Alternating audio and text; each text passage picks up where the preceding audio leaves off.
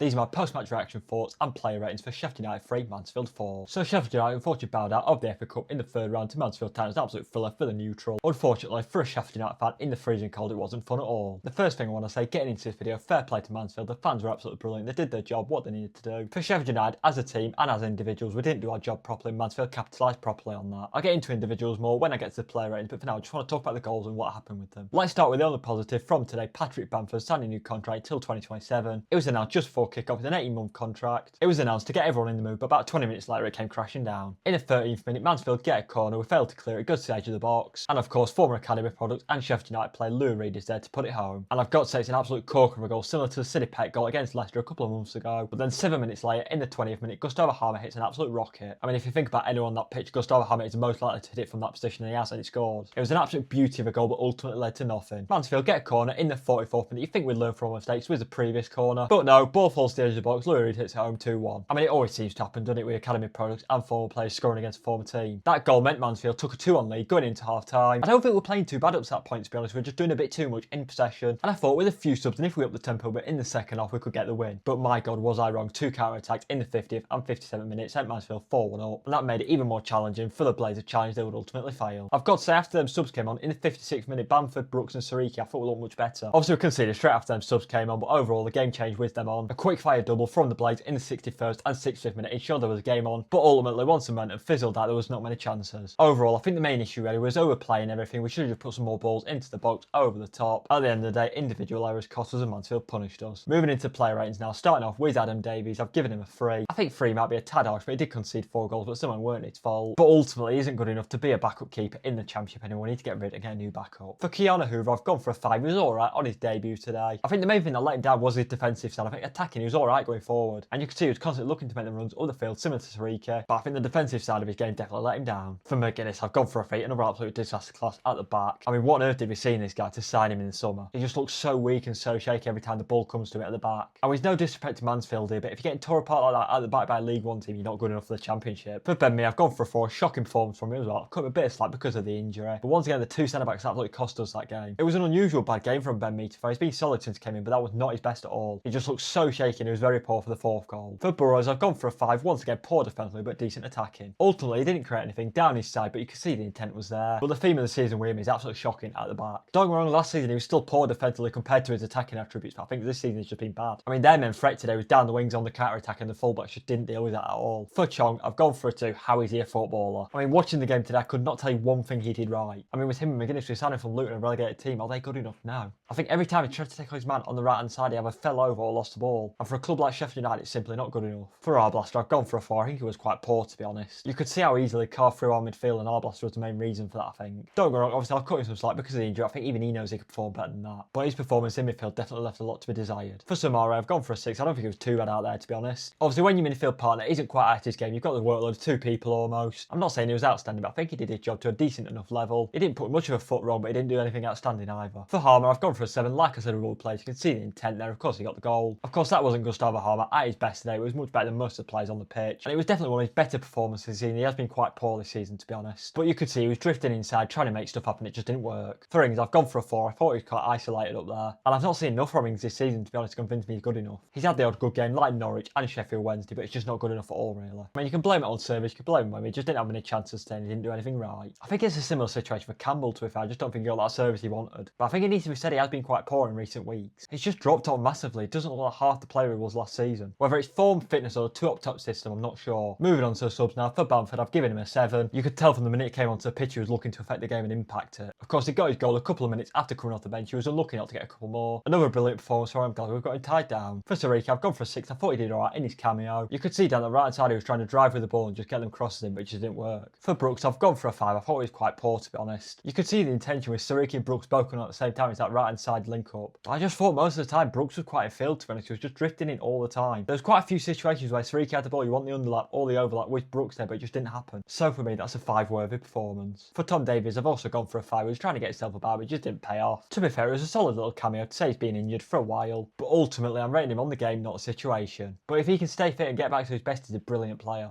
And finally, for Reed, well, he's got a 5 as well. He came on with about 5-10 minutes ago, so it's a bit different. It's one of them, there wasn't too much time to impact the game, but he didn't do anything wrong either. I'm just glad he got a rest, to be honest, because there's some big games coming up in the Championship. But overall, not an awful cameo. And there we go, guys, that's my match reaction and player ratings. As always, if you enjoy this sort of content, leave this video a like, subscribe to my channel, and let me know if you watched the match, what your thoughts are and what I got wrong.